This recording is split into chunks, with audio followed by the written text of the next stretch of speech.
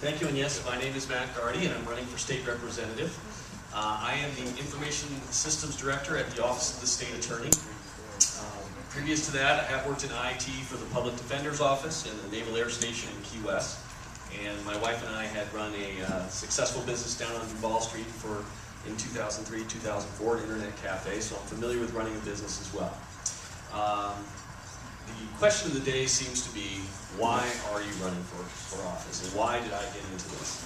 I think there's two things that concern me. One, there isn't a lot of attention being given to the crisis we're facing. And we are facing a very, very severe crisis, and not very many of our elected officials, not very many of our candidates, not many of our administrative directors of the agencies are really drawing attention to how severe the crisis is with our budget, our fiscal budget. And secondly, there seems to be a void of ideas. So while we have the problems facing us, what are we doing to address those problems? And so the first thing I'd like to say is I'd like to bring some ideas to the table, and I'd like to reduce the influence of special interests on our legislature. So some of you may have already heard about this idea. I'd like to redesign our state government. Currently, our state legislators and state senators all travel up to Tallahassee, spend a lot of money to get there, and they get corralled into a nice little area where all the special interests and big money can come in and influence the legislators. They get ingrained up there, they get used to living up there, and they don't represent the interests of their districts any longer. They represent the people that have been corralled up in Tallahassee. I believe it's very simple to keep the legislators and the state senators in their home districts, using technology, whether it be web-based technology or email or video conferencing, and keep them in their home district. So every day they go out in the street and they say who they represent, and that's who influences the legislation they produce. It's not even high-tech anymore, that's just average tech. It can be done and it should be done. The second thing I'd like to do is really address the financial crisis. We have to cut the state budget by no less than 25%. We are no different, we're in no different situation than Greece is right now. And anybody who's going to tell you any different is kidding you.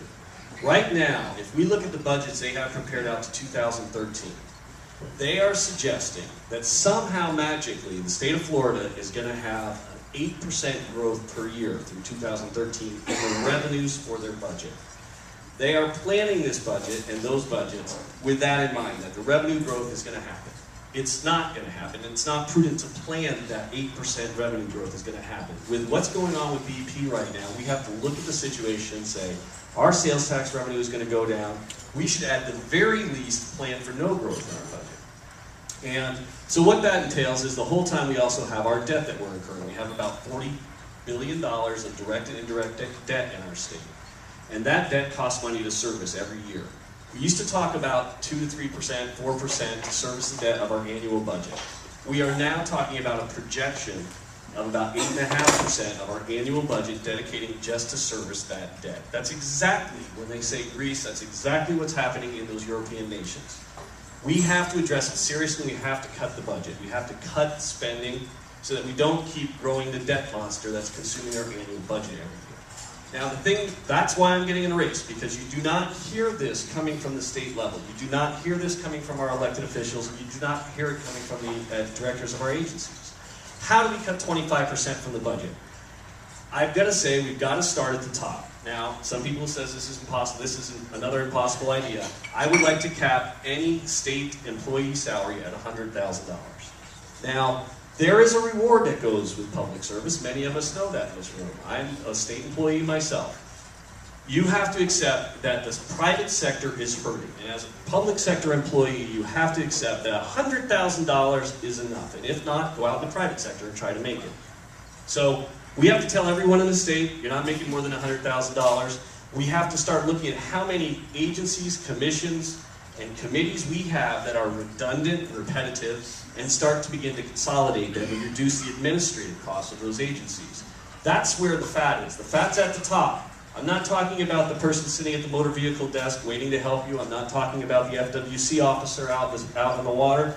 I'm talking about cutting at the top and trimming that budget by 25%. We can't ask any more, the Floridians to pay any more in taxes, and we cannot consider any other types of new projects and programs. So we have to cut that budget by 25%. We also, many of us I've talked to tonight, are small business owners. We have to foster job growth through small business. That is where the stable job creation occurs. So every way that we can reduce and eliminate the bureaucratic morass that is put on small and medium-sized businesses, that the larger businesses have teams of lawyers that they can just bypass, we have to do that. We have to eliminate those restrictions so that small businesses can foster the growth that they need to create the jobs that will stay in Florida, that aren't large corporations that will quickly just move jobs overseas. We need the small and medium-sized businesses and manufacturing types of businesses here in the state of Florida. Again, I hope you take the time to go to my website. It's www.mattgardi.com. I hope to continue to update that with more ideas. I think that's what is lacking in the current state legislature, and we need to bring to the state legislature. I hope I can have your support on August 24th. Again, my name is Matt Gardi, and thank you very much for your time.